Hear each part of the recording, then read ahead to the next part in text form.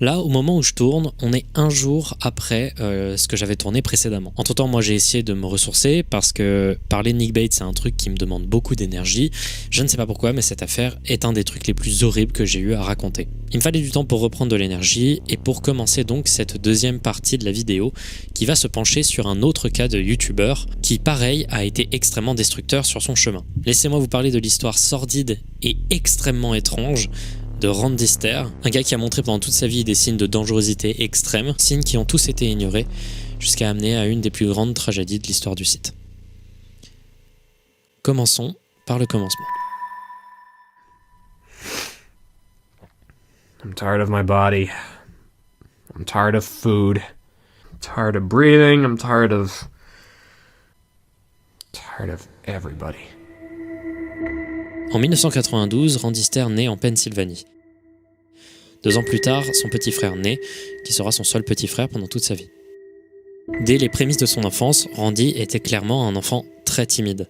Il détestait les interactions sociales, pas par appréhension, pas par anxiété, pas par dépression, non, juste, il n'aimait pas ça. Il n'aimait pas le contact social. Il marchait en regardant vers le sol et il évitait au maximum le contact visuel avec quiconque pour éviter que les gens lui parlent. Il n'a jamais vraiment eu d'amis. C'était complètement intentionnel, il n'a jamais rejoint de groupe en particulier. Le gars était un peu fermé dans sa bulle, il se considérait un peu comme un nobody et ça le dérangeait absolument pas. Mais Randy Ster, à partir notamment des débuts de l'adolescence, a commencé à sombrer énormément dans le pessimisme. C'était quelqu'un d'extrêmement négatif. Il avait toujours un air sombre et ça s'est empiré quand la mode emo est apparue dans les débuts des années 2000. Et il n'y a pas manqué, il est devenu très emo et c'est devenu un véritable edgelord. Un Dark Sasuke total quoi. Sauf que cette phase de fascination pour le dark, le sombre et le glauque, elle s'est prolongée bien plus que chez les autres jeunes ados avec leur phase creepypasta et films d'horreur. Et elle est devenue de plus en plus intense au cours des années. Par exemple, dans ses dissertations à l'école, il faisait des choses vraiment bizarres et extrêmement alarmantes. Il créait des scénarios peu communs pour des collégiens, ses personnages s'entretuaient, certains se suicidaient, mais face à ça, l'école n'a jamais rien fait. Elle n'a jamais contacté ses parents à propos de ça. Ils se sont juste dit c'est bizarre, c'est tout. That's disgusting. This guy's been eviscerated. Something tore his intestines straight out. I have a very bad feeling about it. En 2008, Randy a 16 ans et une nouvelle mode s'empare des jeunes, YouTube. Il n'y manque pas, il crée sa chaîne YouTube appelée Pioneers Production et il se présentait dessus comme Andrew Blaze. C'est simple, Randy Ster c'était un nom qui lui plaisait pas. Randy c'est un peu moche, du coup il a commencé à partir de la primaire à s'auto-référer comme Andrew Blaze et ça a poursuivi jusqu'à son pseudonyme. Nous on va continuer à l'appeler Randy parce qu'il n'a jamais vraiment légalement changé son nom. En novembre 2009, Randy poste sa première vidéo et c'était assez cohérent avec ce qui marchait sur YouTube aux États-Unis à ce moment-là. Des sketchs humoristiques courts avec un humour noir très à la Shane Dawson, truc qui a énormément vieilli aujourd'hui, qui est particulièrement cringe et qui a juste comme principe le fait de choquer. Et là c'est un des exemples les plus clairs. Il y a 3 personnages récurrents, Randy lui-même qui joue son propre personnage, Whale, une peluche d'orque gagnée dans une machine à peluche avec des pinces pendant un voyage avec sa famille, et Froggy, une grenouille rouge, en plastique trouvée au pif dans un supermarché. Évidemment chaque personnage est absolument détestable, par exemple Whale est présenté comme un prédateur sexuel pédophile. En 2010, Randy a 18 ans et décroche son premier travail, et il est embauché par McDonald's. Ses parents, ils voient vraiment quelque chose de très très positif, ils sont fiers de lui, ils sont contents de son initiative, qu'il gagne enfin sa propre argent. Genre ils sont vraiment ultra heureux pour leur fils, c'est trop bien. Sauf qu'il quitte le job, il démissionne, au bout de quelques heures. Juste il aimait pas y être et puis il avait pas besoin vraiment de thunes parce qu'il avait pas de potes, il avait pas de trucs à faire. Genre juste lui, il voulait filmer ses peluches et faire des sketchs. Plus tard la même année, Randy s'inscrit dans une université publique pour étudier la communication de masse. Les universités publiques, ça a une assez mauvaise réputation aux États-Unis, c'est connu comme étant des formations un peu moins prestigieuses quand même que les universités où il faut payer. Mais néanmoins, son père voulait toujours qu'il travaille, qu'il gagne son propre revenu et qu'il soit indépendant. Il était juste très inquiet de voir Randy ne pas être capable de rentrer dans la vie adulte. Ce qui est un vrai truc problématique avec Randy. Il avait l'air de vraiment pas évoluer. Après maintes et maintes demandes auprès de Randy, complètement opposé à l'idée, son père lui demande s'il serait prêt à travailler, s'il lui trouvait lui-même un poste à son propre lieu de travail. Randy accepte et si on lui trouve un poste, il ira assurer ses heures. En l'occurrence, le père de Randy était manager dans un supermarché de la chaîne Weis, qui est une chaîne assez présente aux États-Unis. Et du coup, Randy décroche un job et il commence à travailler sérieusement, il fait en effet ses heures et il essaye même d'être positif et amical avec ses collègues. Bref, il semblerait que les choses se portent plutôt bien. En 2011, il semblerait que sa vie continue à prendre une tournure plutôt positive. YouTube lui envoie un mail, c'est simple, il est accepté dans le programme partenaire de YouTube. C'était un truc qui à l'époque était très rare, c'était uniquement pour certaines chaînes qui marchaient vraiment bien. Le programme partenaire de YouTube, c'était une opportunité enfin de pouvoir monétiser ses vidéos. Et au balbutiement de YouTube, c'était très rare. Randy, il était très heureux de la nouvelle. Sa chaîne, elle grandit progressivement. Quelques-unes de ses vidéos font un buzz de niche, notamment quand plus tard en 2011, un youtubeur du nom de Ray William Johnson, le youtubeur qui a d'ailleurs influencé Salut les Geeks et What the Cut, youtubeur qui aussi, et je tenais à vous le dire parce que c'est important pour la culture, est viscéralement détesté aux États-Unis. J'ai jamais compris pourquoi on l'avait encensé, nous, personnellement. Bref, je disais, Ray William Johnson parle de la chaîne de Randy Stair dans une de ses vidéos. En réalité, il ne parle pas de ses sketchs, mais d'une vidéo assez anecdotique que Randy a postée, où l'on voit une de ses connaissances se faire écraser par une voiture, et qui après un concours de circonstances étranges se retrouve à se faire écraser une seconde fois. Ray William Johnson traite de la vidéo, mais mentionne brièvement les vidéos que réalise Randy Stair en disant qu'il vlog. The kid who originally posted this actually vlogs regularly on YouTube, which usually isn't the case for people who post these videos. And good for him, you know, someone gets hurt in his grandpa's yard and he's like, F it, I'm gonna post this shit on YouTube right next to my blogs. Mais à l'époque, Ray William Johnson, il est dans le top 3 des youtubeurs les plus importants de toute la plateforme, et donc cette brève mention va faire un boost significatif à Randy Stair. Ça va amener énormément d'attention, mais ce genre de buzz, souvent, c'est assez éphémère. Randy il voit cette étincelle, mais le feu prend pas.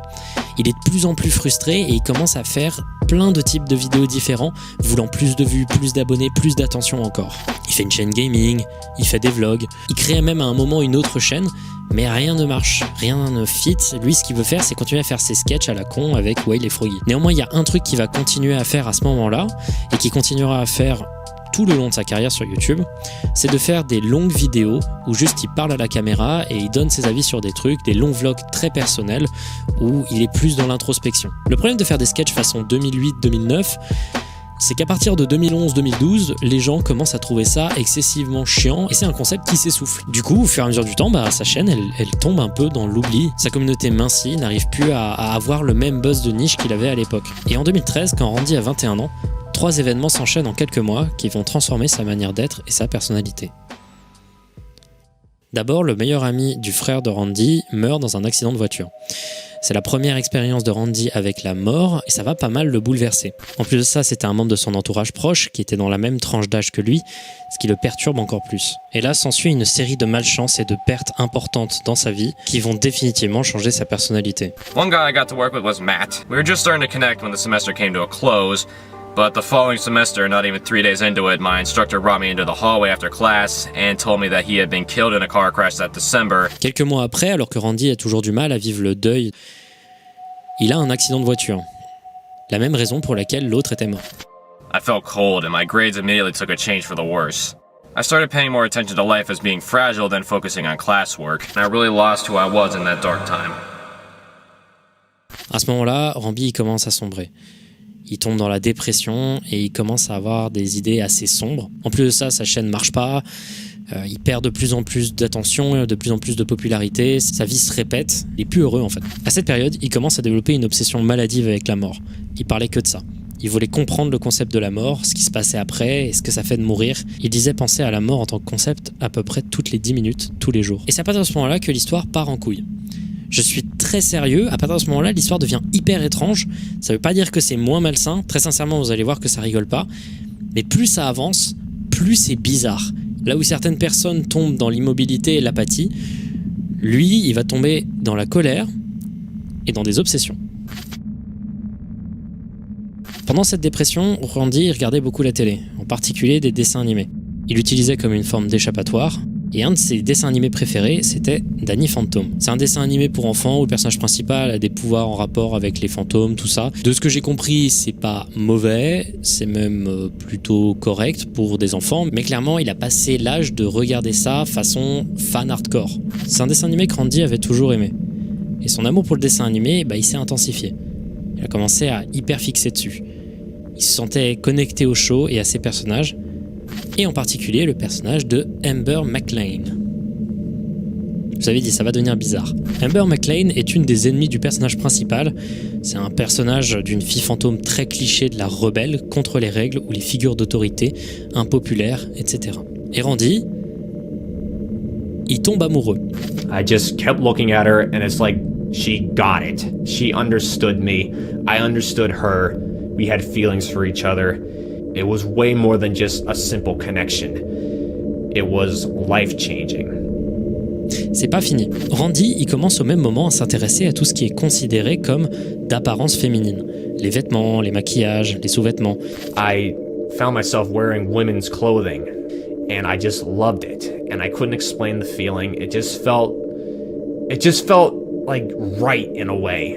Il explique lui-même que c'était sûrement inspiré par Amber elle-même, qu'il avait envie de lui ressembler, de la comprendre. Il aimait mettre de l'eyeliner parce que Amber en portait par exemple. Alors je tenais à le dire avant, parce que ça me paraît important de le dire. Randy n'a jamais fait de coming out transgenre.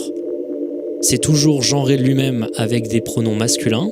Par contre, ce que vous allez voir, c'est clairement des trucs qui ressemblent énormément à de la dysphorie de genre. Mais il a toujours voulu qu'on l'appelle par des pronoms masculins. Je le précise au cas où. Cet intérêt pour la gente féminine et toute son esthétique a amené Randy à vouloir non seulement s'intéresser aux habits féminins et les regarder, mais également les porter. Par exemple, tous les mercredis, ses parents allaient faire du bowling tous les deux et laissaient Randy et son frère seuls à la maison. Tous les mercredis, il s'est mis à porter les vêtements de sa mère pendant plusieurs heures et il a adoré le sentiment que ça lui procurait. Alors par contre, je précise, c'est pas une histoire chelou d'attirance envers sa mère, non, c'est juste Randy voulait avoir des fringues féminines. En même temps que ça, il utilisait la quasi-totalité de son salaire en tant qu'employé de supermarché pour acheter des vêtements féminins. Il voulait enfin en avoir à lui. À partir de là, Randy commence à développer des troubles du comportement alimentaire, se met à manger très peu et très peu souvent, et il perd énormément de poids. Alors il y a deux théories qui ont été données par des professionnels de psychologie sur le sujet. Soit c'était sa dépression qui lui faisait perdre du poids, soit il voulait avoir des traits plus féminins. Parce que perdre beaucoup de poids, ça rend les épaules moins proéminentes, ça affine la taille, soit des images qui sont associées à des caractères féminins classiques qu'on peut voir dans les médias par exemple. It all goes back to Amber in a way. And just like that black top, you know, my mom had a bra that looked somewhat similar to that, and I would put it on, I would, you know, like look in the mirror and pretend I was singing into a microphone or playing the guitar, you know. That's where that all started. Amber started that whole shebang for me, pretty much. C'est simple, son obsession pour Amber McLean l'a fait tout changer à propos de lui-même. La manière de s'habiller, de parler, de marcher, ses centres d'intérêt, ses opinions, tout s'est altéré pour ressembler ou plaire à Amber. Il pensait très sincèrement, et c'est pas une blague, que elle et lui étaient en couple. Très sincèrement. Il avait l'impression que les sentiments qu'il avait pour elle étaient réciproques et qu'elle était réelle. Il disait avoir une sorte de connexion spirituelle avec elle, qu'il l'avait rencontrée dans une autre vie. À ce moment-là, il commence à faire des fanarts en tout genre d'elle, des dessins, des edits. So before you knew it, Amber was appearing everywhere on my YouTube channel, Pioneers Productions. It was the profile picture, it was in the end screen, it was on my Twitter, on my Facebook, in my gaming videos. She was everywhere. Et à ce moment-là, il va commencer un autre projet. Sa chaîne Pioneers Production, elle stagne à mort et il fait pas grand-chose d'intéressant. À ce moment-là, il se dit, je vais faire une nouvelle émission, EGS, Amber's Ghost Squad. Il s'agit d'animations faites par lui-même, reprenant l'univers et le dessin animé Danny Phantom, mais faisant en sorte que Amber soit le personnage principal et non Danny, sa propre version du dessin animé en soi. Le concept de base des épisodes est assez ridicule et très edgy, vraiment on dirait un concept créé par un collégien, mais il faut savoir qu'à cette période Randy il a plus de 20 ans, largement plus de 20 ans. Amber et son équipe cherchent des adolescents suicidaires pour les faire rejoindre leur équipe, en soi se suicider, en devenant des fantômes. Il arrête peu à peu de faire des sketchs et de les poster sur sa chaîne habituelle, Pioneers Production. Il crée aussi une chaîne spécifique pour poster uniquement ses animations EGS et ne se consacre plus qu'à ça. À ce moment-là, il se décide de faire une grande décision. Il arrête totalement la chaîne Pioneers Productions et il se consacre uniquement à la chaîne secondaire qui était destinée à EGS. Mais il veut pas quitter Pioneers Productions comme ça. Il veut une vraie fin. Une dernière vidéo qui fasse une sorte d'explosion finale pour conclure la chaîne.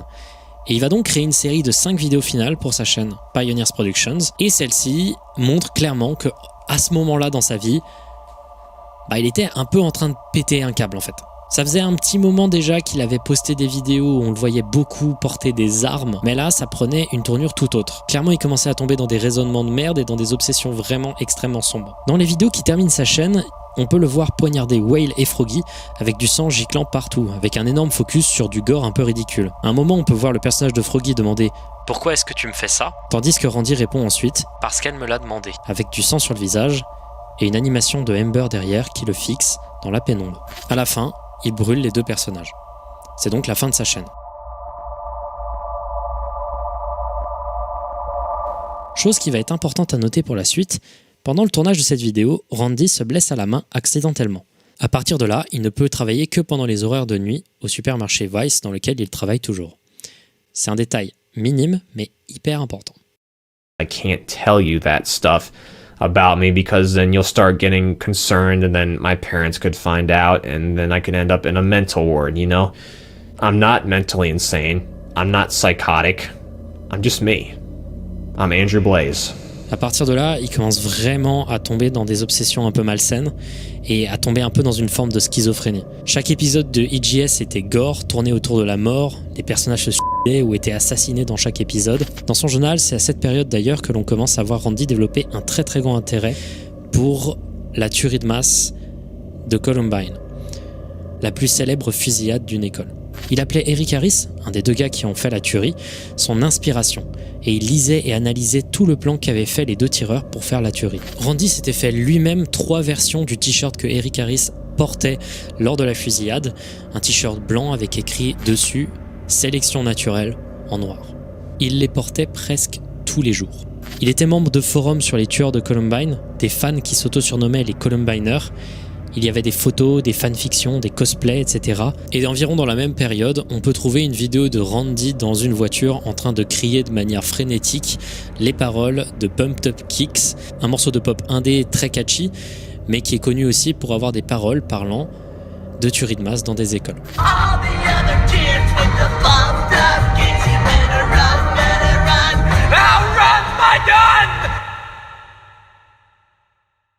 Maintenant, je vais occulter 6 mois de la vie de Randy Ster. Je vais en parler juste après, mais j'aimerais juste faire un bond, 6 mois après. On est le 7 juin 2017. Et là, ce jour-là, il va se passer une très grosse tragédie. Vous allez comprendre après pourquoi je ne parle pas tout de suite des 6 mois qui ont précédé ce jour-là, pour vous mettre tout simplement dans la tête des gens qui découvraient le personnage à l'époque. 7 juin 2017, 22h52. Randy Ster arrive en voiture au supermarché Vice et commence à travailler comme d'habitude. À 23h19, toujours en travaillant, Randy dégaine son téléphone et poste une vidéo sur sa chaîne. On parlera de la vidéo en question un peu plus tard. À partir de ce moment-là, il commence à barricader, verrouiller et bloquer toutes les entrées et sorties possibles du magasin, une par une. Aucun de ses collègues ne remarquera ce qu'il se passait. Il a ensuite repris son travail comme si de rien n'était. Il voulait attendre pour voir la réaction des gens, les commentaires sur sa vidéo. À minuit, Randy poste une série de tweets. Pareil, on les met de côté, on va en parler après. Il envoie également un mail à 5 ou 6 amis, mails qui ne seront lus que le lendemain matin. À ce moment-là, il sort du magasin par l'avant. Il rentre dans sa voiture et conduit autour du magasin jusqu'à arriver aux portes d'entrée, dernière porte encore ouverte. Il les bloque avec sa voiture, entre par la dernière porte automatique accessible, puis la verrouille. Plus personne ne peut sortir. Juste avant de revenir à l'intérieur du supermarché, Randy change de t-shirt et revient en portant un de ses t-shirts fait maison, où il y a marqué « It's our time to rise », soit « C'est notre moment ».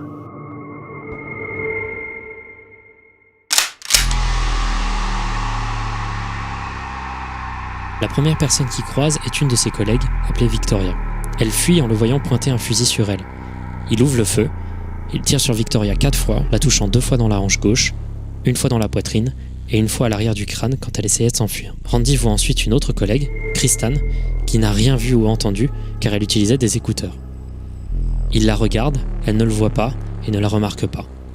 Il hésite à la tuer, mais s'en va marcher ailleurs et ne lui fait rien. Quelques minutes plus tard, elle se rend compte de ce qui se passe, se cache dans une armoire et appelle le 911.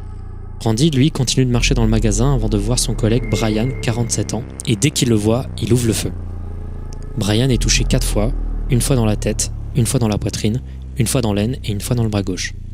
Il continue ensuite de chercher. Il croise Terry Lee Sterling, 63 ans, qui faisait partie des plus hauts gradés. Terry essaye de fuir, Randy lui tire dessus à répétition et le tue. Randy n'avait plus rien à faire, plus personne à tuer. Il cause le plus de chaos possible dans le magasin en tirant dans toutes les directions. Ensuite, il se met derrière le comptoir et met fin à ses jours.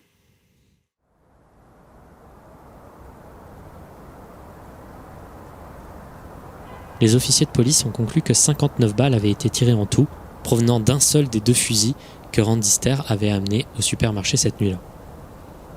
L'autopsie a révélé que Randy était sous une massive quantité de Benadryl, un antihistaminique. Cette dose l'aurait probablement tué s'il ne s'était pas suicidé lui-même. Le raisonnement derrière est peut-être d'avoir un plan B, au cas où la police l'arrête ou dans le cas de figure où il ne pourrait pas se résoudre à se suicider au moment de le faire. D'un coup, ça remet à la réalité. Si jusque-là, c'était plutôt facile de se moquer de Randy Ster, ça calme d'un coup. Ça calme d'un coup parce que jusque-là, Randy Ster, pour moi, c'était un gars absolument ridicule, un edgelord complet, avec juste 2-3 fascinations un peu glauques qui pouvaient mettre mal à l'aise. Mais lui, il est allé jusqu'au bout, et ça a causé des dégâts monstrueux. Mais le pire de tout ça, c'est que ça faisait 6 mois que tout était calculé, et que n'importe qui ayant essayé juste de parler à Randy aurait pu s'en rendre compte.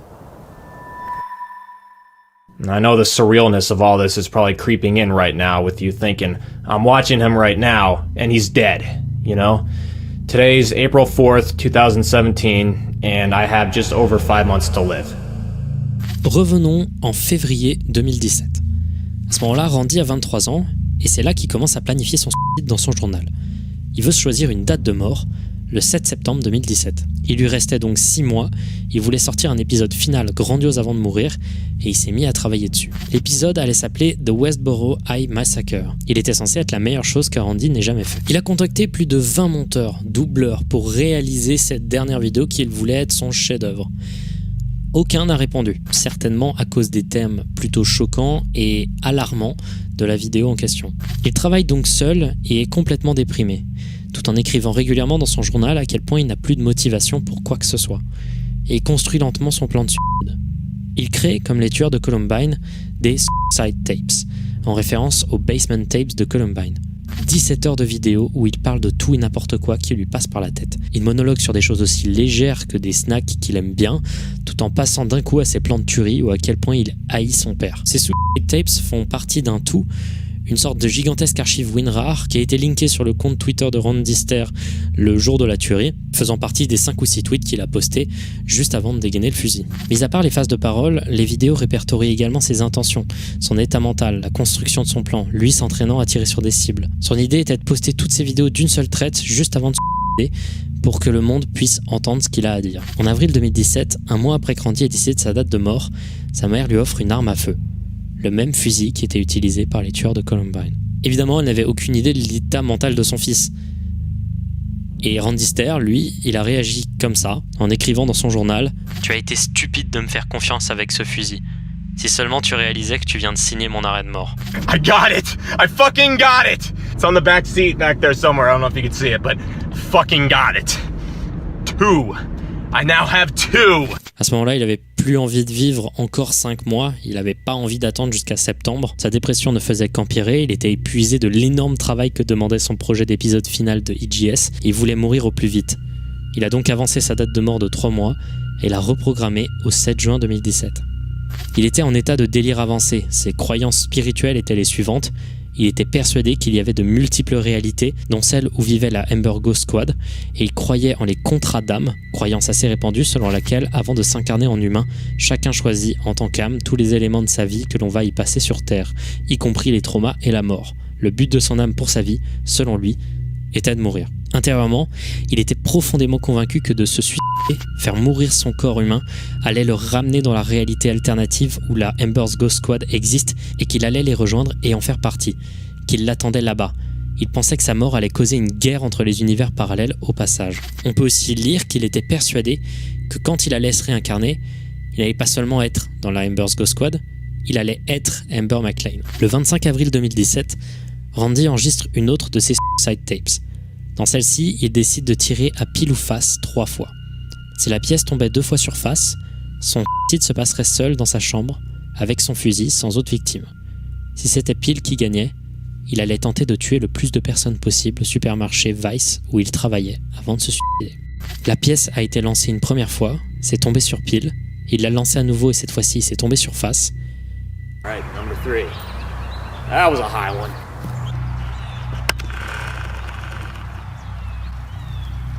details. Si la pièce était tombée sur place, encore une fois, des vies auraient pu être épargnées.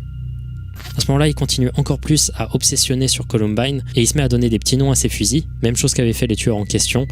Il appelle donc ses fusils Mackenzie et Rachel. Il a continué à préparer méticuleusement son attaque, il a semé des indices comme des tweets annonçant un grand événement le 7 juin. Il s'est entraîné au tir et il a ensuite établi une liste de personnes à tuer en priorité. Son but était de massacrer ses collègues, de celui qu'il haïssait le plus à celui qu'il haïssait le moins. Par exemple, son collègue Brian était sa cible numéro 1. Victoria, qui l'a tué en premier, était considérée comme une cible facile. Il marque notamment d'ailleurs à propos d'elle qu'elle méritait de souffrir. Le 6 juin 2017, la veille du massacre, Randy a travaillé normalement au Vice. Il a fait ses heures plutôt normales pour ce qu'il savait être sa dernière journée de vrai travail. Et quand le magasin a fermé,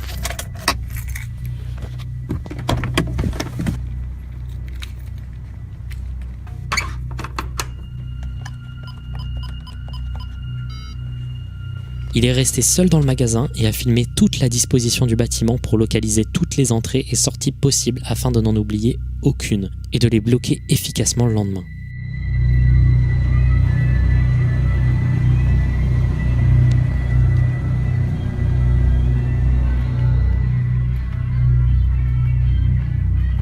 Il terminera la dernière vidéo d'IGS le soir même, une vidéo très mal finie, vraiment mal branlée, dans laquelle on peut voir une mise en scène d'une tuerie de masse dans une école par les personnages de la Embers Ghost Squad, pour ensuite transitionner sur des plans où il semblerait que Randy Ster prenne les armes, se préparant donc pour la tuerie. C'était clairement une sorte de prologue à ce qu'il allait réaliser la nuit. Et la vidéo se termine par un hommage à lui-même et à son travail sur Internet, montrant un peu l'étendue de l'égocentrisme du gars.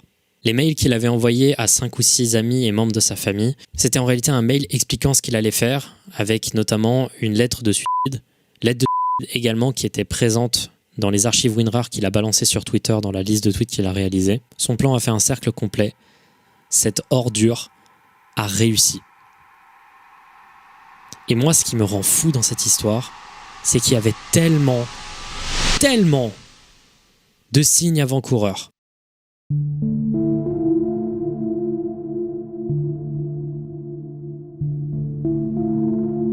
Il y avait tellement de trucs qui pouvaient dire qu'il pouvait mal tourner. Ça remonte jusqu'au collège où dans ses dissertations, il faisait déjà des rapports à des tueries, des rapports avec des dans ses copies. Tout était alarmant chez ce gars si on se penchait un peu plus sur ce qu'il avait réalisé. Il y a eu énormément d'omissions sur son comportement, étant donné, j'imagine, que ça devait être insupportable de vivre à côté de lui. And I just loved writing, and one thing that always stood out to me was all of my stories, almost all of them would end with the person dying at the end. So that's a little bit of a red flag right there for everyone in the future trying to prevent people from themselves. Je rejette la faute sur personne, parce que clairement, il n'y a qu'un seul responsable dans tout ça.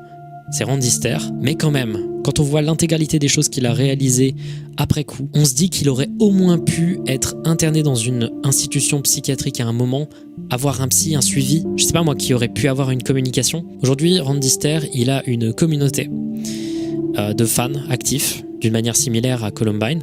Énormément de fans vont faire des photos près de l'endroit où il a fait la tuerie, près du supermarché. Ils vont demander aux employés et aux locaux ce qu'ils ont pensé de l'affaire. Ce qui est extrêmement irrespectueux et affreux. Ne faites jamais ça. Parce qu'en réalité, Randy Ster, tout ce qu'il a été dans sa vie, c'est un mec égocentrique, rongé par des démons qu'il a exacerbés. So, yeah, I guess I'll end this. So...